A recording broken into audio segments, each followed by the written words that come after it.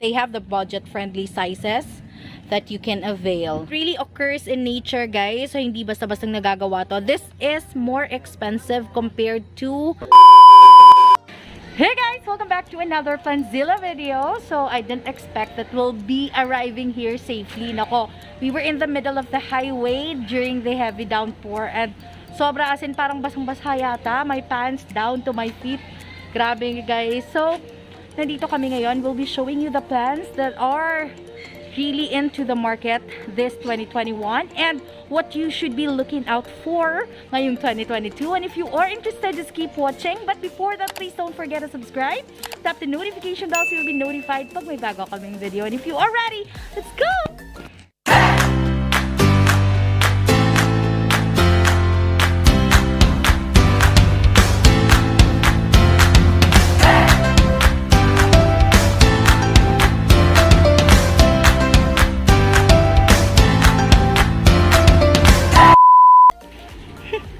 So, we are finally here and as a proof of how heavy the rain was, makikita nyo naman, diba? So, even on the highway, grabe, parang ang lalim yata ng baha. As in, sobrang basang-basa.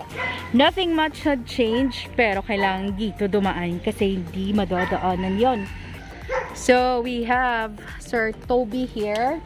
So, if naghahanap kayo ng variegated anthurium foliages, sa kanya po kami nakabili. So, we have bought 7 pots from him. So, try to message him on Facebook and he has a lot of rare plants for sale. The last time we were here, it was a bit dark na kasi paggabi na yon. But now, I can show you the plants clearly. So, here are the cobra ferns. Not real sure if they are cobra ferns, but more of like zipper ferns. So, ayan. Let's take a closer look. So, I'm so excited to go to the next tent. Kasi alam ko, most of the plants that you will love are there. Dito ko nakita yung pinakamaraming BUONO, guys. So, if you are into variegated plants and all of the rare plants that you can imagine, well, we will be checking it out here. So, there are quite a lot of changes inside, so I'll just show you when we get in. If you have been with us for quite some time, of course you do remember about this huge Philodendron black cardinal. So up until now, it hasn't been propagated and look at how big it is na. Super laki, and most of the plants that were here before have matured na din kasi ang lalaki na nila. The Philodendron marcianum is already here na din. So we are now inside and I won't be ranking them, pero I will be showing you most of the plants that according to Sir Toby, yung mga mabili sa market ngayon are not really the usual ones na people are looking more into rare plants and most of them are here. So I'll just show you the number 1, which is of course the pink princesses. So ito siya guys, not just one line but this 3-tiered rack na to is full of pink princesses, as you can see. So of different kinds of variegations, guys. If you'd like to see pots with large pinks and meron ding iba nakakalabas lang ng variegation, you can see it all here, guys. They're so in ngayong 2021 and palagi pa din daw mabenta sa market. Of course, yung iba merong splash variegation, meron ding iba na naka half moon. Well, you can see it all kasi papakita ko sila sa inyo para you can see talaga. And nag-ship din po sila. Well, you may message me sa Facebook. Ilalagay ko na lang din po yung Facebook niya dito. And eto naman yung mga maliliit dito sa baba.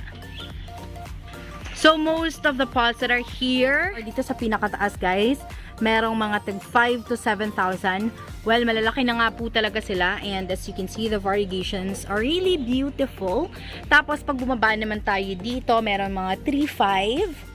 So, I don't know up until how much. Maybe it won't reach 5,000 kasi yung mga nasa taas na yung tig 5,000.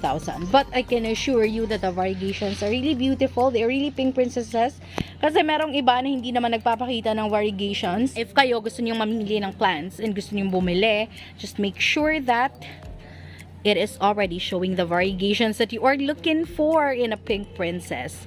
So, ayan, this one is beautiful, oh. Ito mga ganitong pink, mga ganitong klase ng pink yung gusto ko. Tapos, meron pang isa dito sa taas. which is this one. Ayan, hindi basta-basta yung ganda ng color niya. So, if I were you guys, check this out. Message Sir Toby or papakita ko na lang sa Facebook kung sino yung i-message nyo once you want to buy this, or you'll be seeing it at the description down below. The next one naman is the Philodendron Black Cardinal. So, super stable na yan, guys. They have been here for quite some time. So, makikita nyo talaga up until now, they're still okay. So, safe na whenever you get your plants from them. Kasi buhay na tong mga ganito, guys. Not just like those that you can see online. Tapos, kaka-cut pa lang, kaka-uproot. But, what you are seeing here are already stable. Plus, they do the shipping, guys. That's really what's good about what they have here, because they can ship nationwide. So, diba, sa lahat po ng mga nagtatanong sa amin, especially those viewers that are outside Bohol, kasi nga nagtatanong kayo, if ever we do the shipping, hindi po kami ship ng plants if ever we do sell, pero sila po, itong may-ari nito, and the sellers that are connected to the shipping, guys. Tapos, the next one is the Philodendron Jose Bono. So, I have shown you a big one na nasa bahay. But, these are the small ones, guys. You know, the big ones are quite pricey. But, if you are aiming for a size that is budget-friendly, so you can find it here. So, they have a lot of sizes available for you. So, if gusto mo namang mas malaki, so, ayan. But, they have the budget-friendly sizes that you can avail. Madami din to, guys, since sobrang dami ng mga Philodendron Jose Bono dito. So that's the third one that is super in ngayong 2021. And the next one is the Homalomena na Thigh Constellation. Makikita nyo naman kung anong itsura ng variegation niya, guys, and how beautiful the patches are. I do not know if this is for sale and it's how much, because it's quite big na, guys. Sobrang dami ng dahon, and we all know na itong mga ganitong klase ng Homalomena are quite expensive. So para sa mga collectors out there who would like to get one, so there is a beautiful Homalomena here, and also the Bronze Maiden, guys. Here it is. This one is the Bronze Maiden, guys, but there's one here in a for sale. I'll just give you the price, maybe quite of a price range, or parang ganito yata yung presyo dito. So, no price shaming, because of course, the rare ones are expected to be pricey. So, ito, guys, is a baby version of the Thigh Constellation na Homalomena. So, maybe this is around 30,000 pesos. But if you'll contact them personally, maybe you'll get a good deal. Maybe you'll meet at a certain point kung saan mabibili mo to. Basta, I can assure you that they do the shipping. So, they can ship for you. No problem about that wherever you are in the Philippines. Another one on the list is this juvenile form pa na Monstera Thigh Constellation din. Ito siya, guys. So, you may message if you'd like to get this one. So, sobrang in din ito ngayon, guys. Maraming naghahanap. I really can see it on the marketplace, guys, or in Facebook, that the rare ones are really getting in demand ngayon. So, hindi na yung basta-bastang mga plants that were really in last time. So, ngayon, mas naghahanap na ng rare yung mga collectors. So, maybe if you'd like to find a good deal, try to message them. So, nakalagay naman talaga dito sa description box, and even dito sa screen yung pangalan ng seller para mas madali sa inyong makapag-message. There are also people looking for this Syngonium na Aurea, guys. Yung Aurea nga pala, mostly meron silang yellow na variegation. So, kaya nga Aurea yung tawag. So, eto siya, guys. So, there are also a lot of plant collectors who are aiming to get this. So, you may message him na din if you are interested. So, the next one that we have here is the reverted Philodendron Strawberry Shake. So, kahit naman hindi na siya nagpapakita ng variegation, guys, there is also a chance na babalik yung variegation niya. This isn't really as expensive as those nagpapakita talaga. Yung mga malaki talaga yung variegation, but you can try to get this if you'd like to have your own Philodendron Strawberry Shake. So, papakita ko din sa inyo yung picture ng strawberry shake na merong variegation para magka-idea kayo, and of course, you'd love to get one. Promise, guys, because I've seen one like this. Not really the reverted one, but still as beautiful. So, guys, for those who are wondering how the mother plant looks like for those baby anthurium foliages that we got. We have a lot of anthurium foliages here, guys. So you can see there are really patches on the leaves of different colors. Etong isa, meron pa nga siyang may pagka-pink. The other one has yellow. So marami-rami sila dito, guys, na meron talagang variegation. So ito yung mga mother plant. I'm not sure yet if napakita ko na ba sa inyo ng buo yung mga nakuha naming maliliit na anthurium foliages, guys. But just in case, ipapakita ko na din sa inyo yung picture. Basta ganito sila paglaki, guys. So I do hope they're gonna grow up this way. And ito pa yung iba. Ayan. But I think those that we got are like these talaga. Ayan, kasi parang ganito tong kulay, oh. So, di naman talo, diba, kapag ganito yung kulay. Sobrang gaganda. So, as in, I really love it.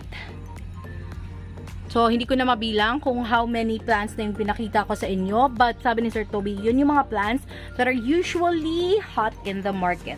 Ngayong 2021, maybe ngayong mga last quarter of 2021, guys. Kasi nakikita ko, yun yung mga plants na pinupost online. And even if they are really pricey, they're expensive, whatever you call it, there are still people who would grab it. This is a variegated Bubsy, guys. This is a mother plant. Actually, na-sold na daw yung top cut nito, but still the mother plant is here. So you can see, meron na siyang papalabas na baby.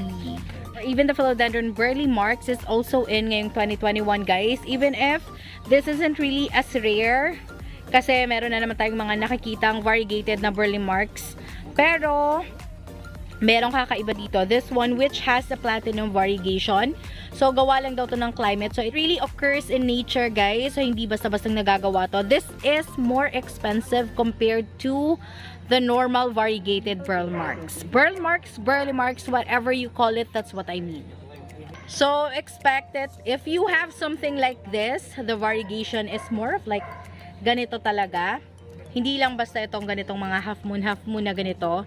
So, take care of it. Mas mahal po yan. So, yun, guys, this is the Philodendron Florida Beauty. So, ayan, makikita nyo naman talaga how beautiful the variegation is. Yung color talaga niya. And meron siyang 2 leaves, guys, but I don't know how much it is. Pero, expected na talaga na hindi mura yung mga ganitong klase ng Philodendron. And the last one, guys, last 2, both are Epiprimnum. So, ito yung Epiprimnum pinatum na Aurea, and the other one is the Epiprimnum pinatum na Albo. So, ayun, guys, both of them are in ngayong 2021, and we are so thankful to Sir Michael Uful for giving us our Aurea and also the Albo. Maraming salamat po. So, most of the plants that I have been trying to give you in this video are those plants that are really in sa market ngayong last quarter of 2021, and we are looking forward to see more of them ngayong 2022 and yung mga bagong plants na magiging in. Thank you so much for making it till the end. It has been Maria, the voice of PLANTZILLA BHL. If you haven't subscribed, please click the subscribe button. Pakitap nyo na din po yung bell icon para ma-notify kayo pag may bago kaming video. So, I'd love to see more here. So, thank you so much for watching. Bye!